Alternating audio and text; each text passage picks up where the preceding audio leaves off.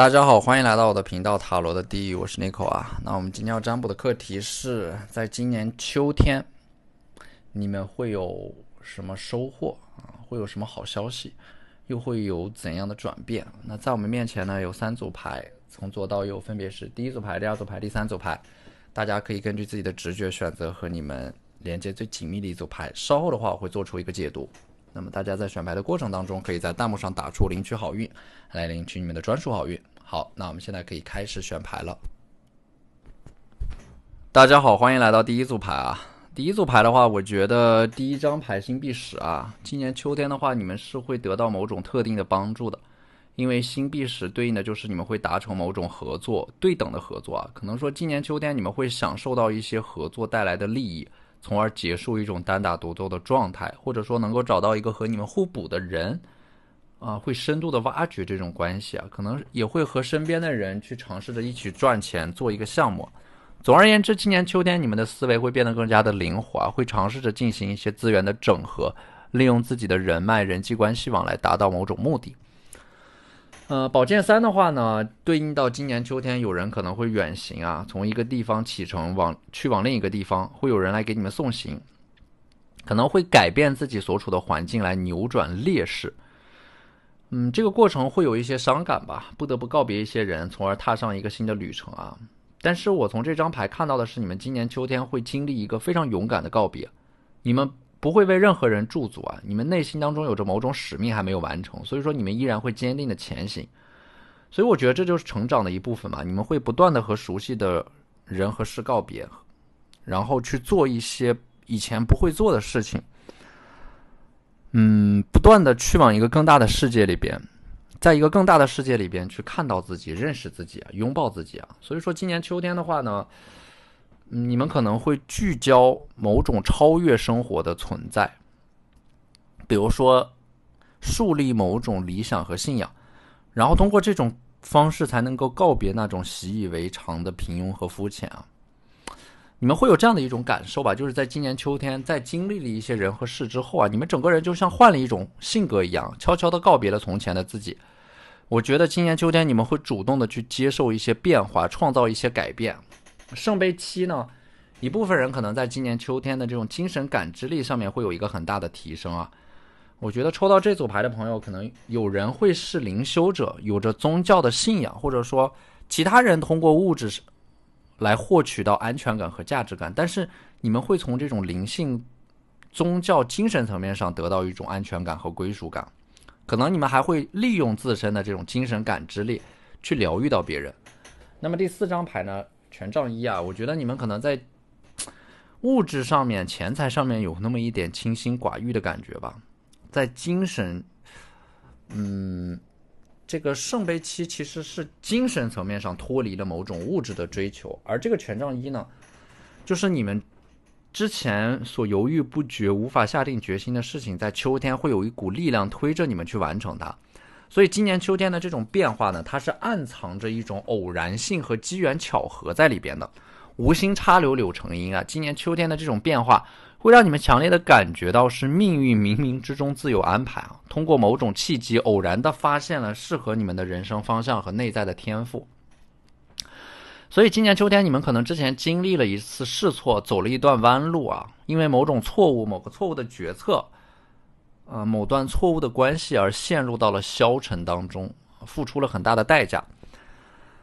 但是其实在某种层面上呢，弯路它也是必经之路啊，就是这种弯路它同样会教给你们一些东西。你们经历的一切其实都是对成长的邀请，所以说今年秋天你们会重整自己啊，再次扬帆起航。所以权杖1呢，它其实就是一种重新振作起来的象征吧。那你们不会任由自己消磨和堕怠下去啊。那么在这组牌里面呢，其实我们抽到了2张人物牌，一个是宝剑国王，一个是权杖国王，说明你们在今年秋天是会遇到2个人。这2个人会对你们的成长有很大的帮助啊。第一个人是宝剑国王啊，一个风象特质的国王，对应到天秤、双子或者说水瓶。今年秋天似乎这2个人会和你们的命运产生交集啊。那宝剑国王他是那种思维清晰啊，看起来有一点高冷和疏离感，在性格上有一点不苟言笑的感觉，有着某种信仰，智商会很高，非常聪明，也比较自我，可能不太热衷于社交，活在自己的世界里边。所以这个人可能在事业上或者学业上对你们有一些帮助啊，有可能他是一个桃花，特立独行，独来独往，你们会被这个人的精神世界或者说自身所携带着一种神秘感所吸引。第二张牌是权杖国王啊，一个执行力很强又来去如风的这么一个人，这个人的存在可能会给你们制造一种紧迫感吧，就是他会像一个导师一样，在你们的身后推着你们往前走，去逼着你们做出某种对你们有利的改变。所以说这个火象特质的人呢，他是会激活你们内在的一种生命能量，他们可能就会在你们的身后鞭策着你们往前走。在他没出现之前，你们整个人有一种浑浑噩噩的感觉啊，就是其实抽到这组牌，为什么会抽到这2张人物牌，我觉得是你们很容易会受到周围人的影响而做出一些改变，所以说这个人的出现能够让你们恢复某种斗志，重新变得昂扬向上吧。所以说呢，今年的秋天的话，你们会接触到一些火象能量的人啊，比如说狮子啊、白羊啊、射手啊，就是你们会被这种火象能量的人所感染，会变得行动力高涨，有很强的活力，去兼顾多重的身份。而且呢，今年秋天你们可能也会迎来一些很重要的考试，或者说考核，会有一些测试啊、数据啊、目标，它需要你们去达到。所以说通过这个人的影响呢，其实他能够帮助你们，带着你们上一个新的台阶，能够被这个人所影响，然后更有利于你们去通过一些考试啊。所以今年秋天你们是会很忙的，看上去就这种忙它是具有很强的方向性和结果导向的，不是为了忙而忙，就是你们很明确今年秋天你们要去做什么事情。会就是你们整个人的精神内核和能量其实是稳定的。这一张星币骑士的话，我觉得对应的是你们自身呢会把自己沉淀下来吧，有规划的去筹划一些事情，能够游刃有余的去处理一些具有挑战性的课题啊。而且呢，其实这张星币骑士的话，我觉得你们似乎是没有那么着急的去赶路了。这张牌给我一种从容和松弛感啊，就是有那么一种竹杖芒鞋轻胜嘛，一蓑烟雨任平生啊，它是会有，就是心态似乎是会变得更加的平和了。那么在这个稳定之前的话呢，因为宝剑3它是会有一个变动的，可能是搬家、升学，或者说物理空间的移动啊，也可能是精神层面上来到了一个全新的世界当中啊。就是你们在秋天会重新找回自己的频率和节奏啊，提前进入状态啊，你们的这种心态变得平和，其实行动效率反而会有一个提升啊，因为你们很清楚啊，其实欲速则不达，要想快，先让自己慢下来。所以说这4张牌呢，这4张神谕卡，第一张牌就是 economy 啊，这暗示着你们在今年秋天啊，这个财务上面可能会有一个很大的改善，彻底的还清了某种负债，甚至是提前还清负债，或者说会有计划的、有针对性的去做一些资产的配置，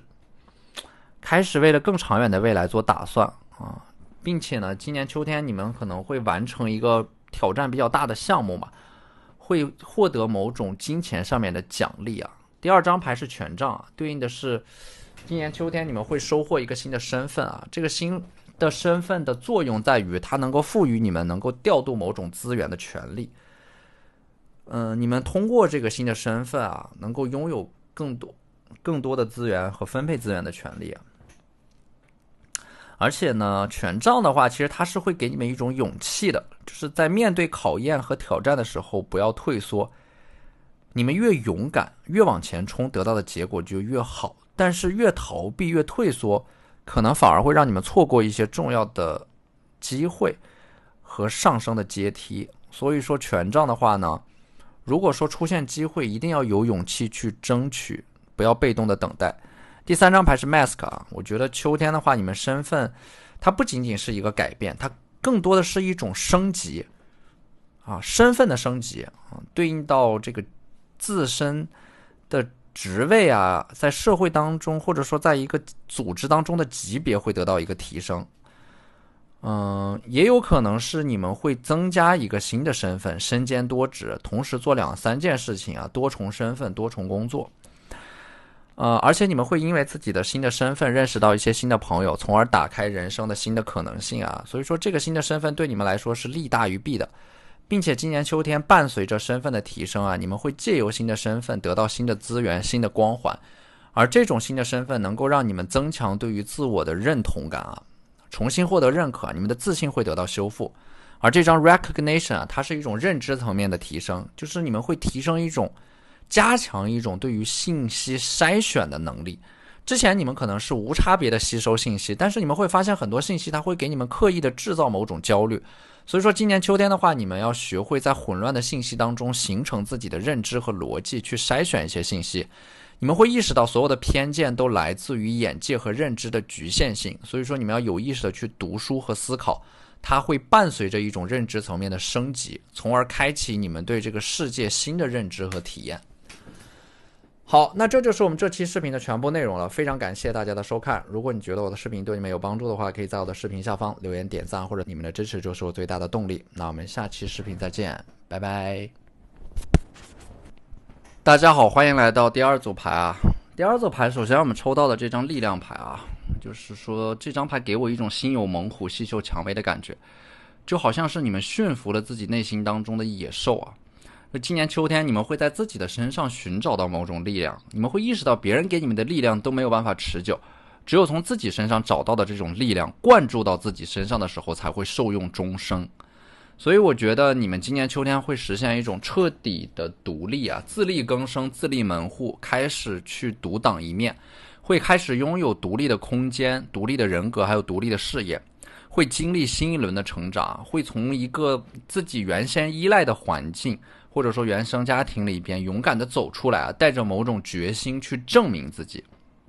所以今年秋天你们可能会从一个围墙当中跳出来，之前的那个环境已经没有办法帮助你们成长了，所以说你们会独立的走出来，或者说一部分人会实现职业自由。圣杯7呢，你们今年秋天似乎是会面临到非常多的选择啊。这张牌是在提醒你们，你们选择什么样的生活，你们就会遇到什么样的人。比如说你们去参加一些慈善义工活动啊，那么你们能够认识到一些很善良的人。比如说你们去健身，那么你们就能够认识到很自律的人。如果你们去参加搏击和格斗，你们就能够认识很勇敢的人。就是你们要带着目的去选择自己的生活，你们选择怎样的生活，你们就能够遇到怎样的人。所以要跟随自己内心当中的这种感受，那么在这样的一个指引之下，你们遇到的人所过的生活才是和你们内心当中的这种期待所能够保持一致的，或者说能够慢慢的去靠近你们内心当中的那种对于美好生活的向往和期待。所以今年秋天你们是要跳出舒适圈的，主动选择新的道路，更新自己，产生新的身份。你们做出怎样的选择，你们就会拥有怎样的命运啊。可能你们的起点不是很高，也不被看好，可能你们天生体质很差也没有什么天赋，这些东西呢会让你们变得有一点自暴自弃吧，或者说你们会觉得生下来所注定好的一些东西对你们来说如此的不公平。但是如何面对内在的缺陷和不完美啊，决定权是在你们自己的手中的。你们是选择患得患失还是承受接纳，它会决定你们当下的心态，是自怨自艾还是奋勇前行，它也会带来不一样的结果。就是命运它可以决定很多事情，但是唯一不能决定的就是你们面对它的态度啊。而你们面对命运的态度呢，从这组牌，因为我们抽到了一张命运之轮啊，你们面对命运的态度似乎又会让命运发生某种变化，它不是一成不变的这种命运，从而产生新的选择和结果。所以今年秋天我觉得你们会来到一个人生的十字路口啊。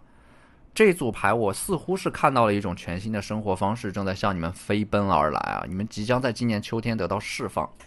而第3张牌恶魔牌啊，今年秋天可能会有一个很重要的交易会达成，你们在今年秋天可能会去做一些贸易的活动啊，推动一些贸易交易谈判的达成，或者说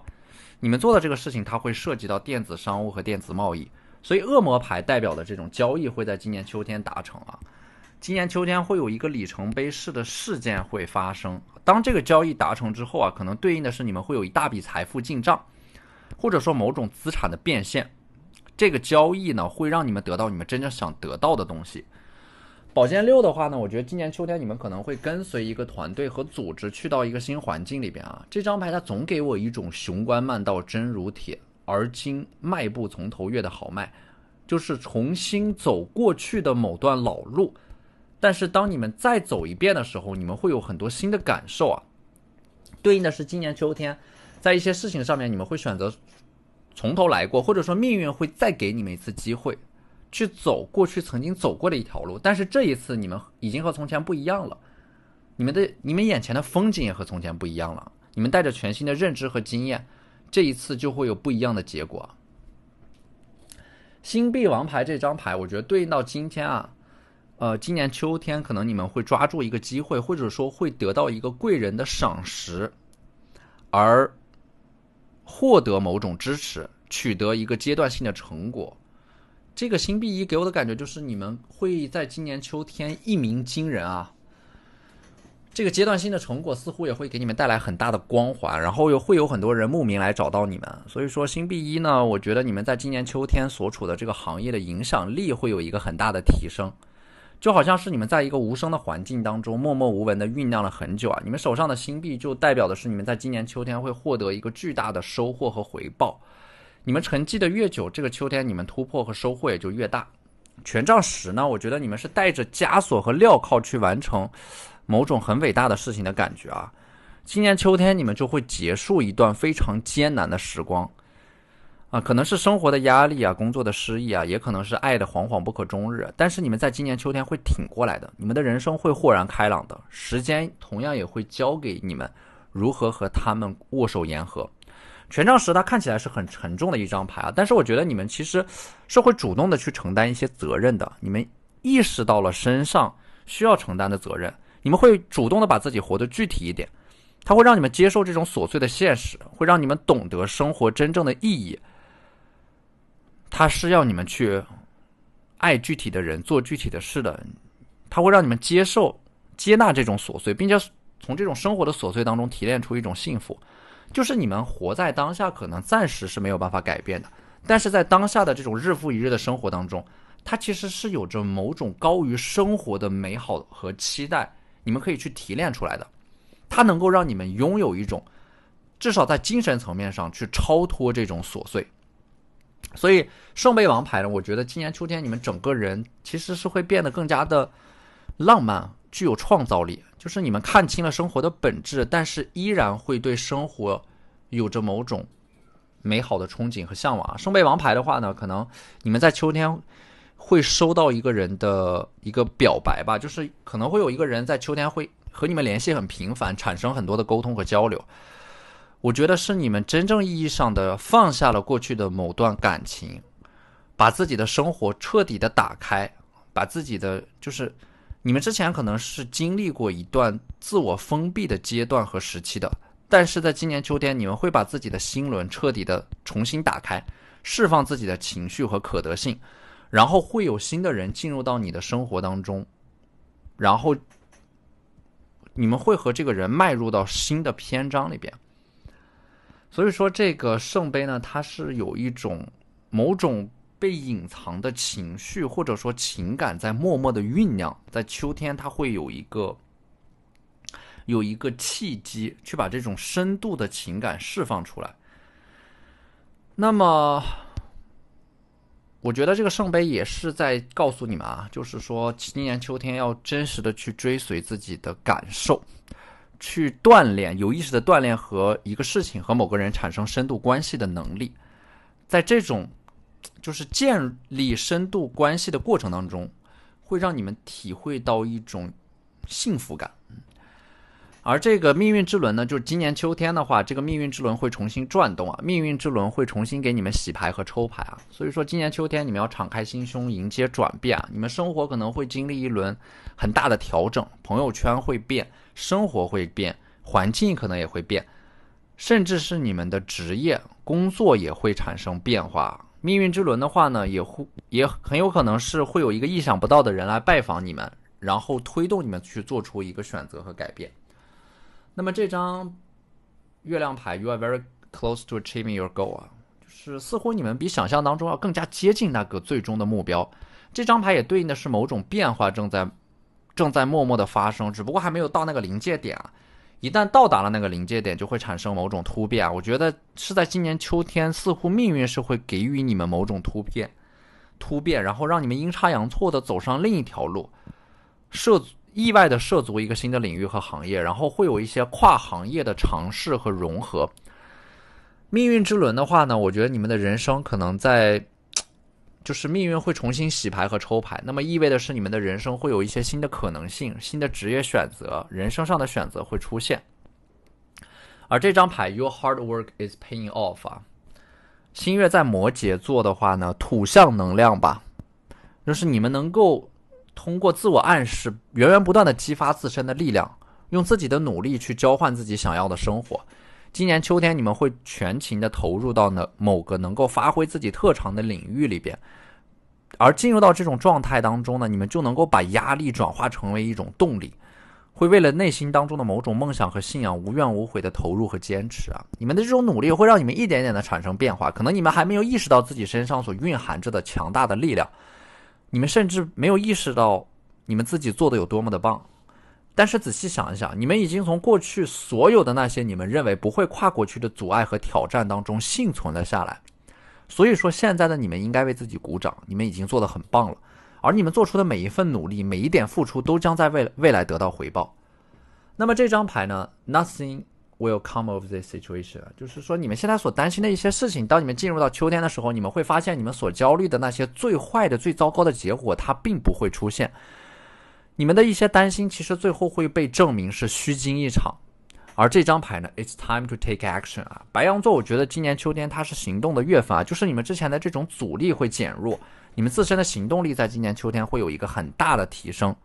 那么这张牌它其实也是一种方法论啊，就是要有策略的去分配你们的注意力，能够提升你们的行动力。比如说当你们想集中注意力学习和工作的时候，就把手机收到抽屉里，要刻意的去屏蔽掉可能干扰你们或者说诱惑你们离开视线的一些东西，这样你们的专注力才能够得到提升，你们的行动就更容易获得一种正面的反馈啊。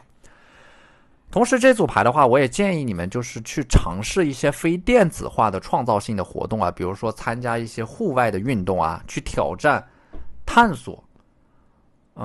去运动，源源不断的给你们注入这种生命的活力啊，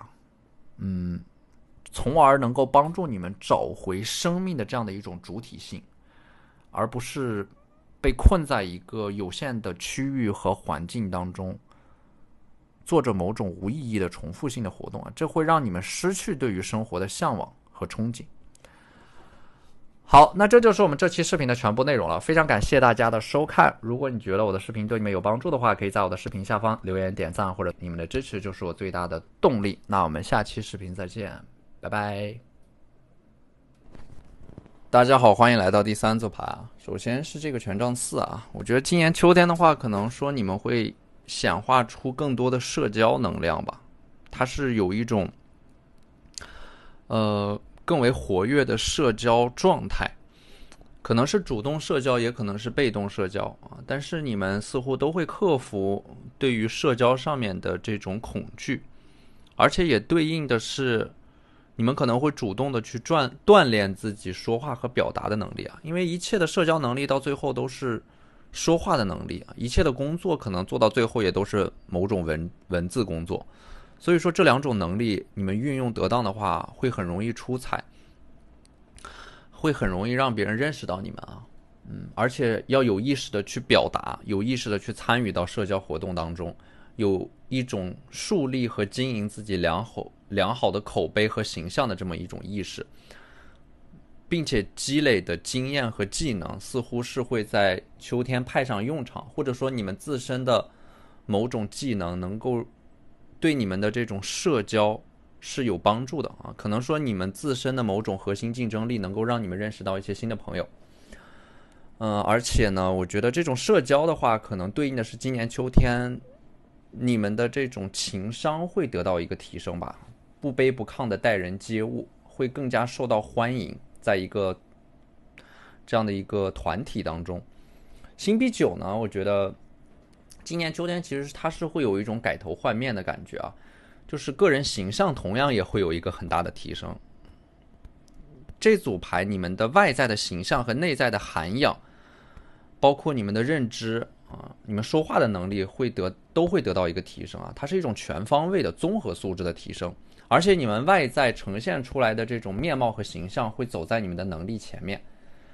就是你们会腾出时间来收拾和打扮自己，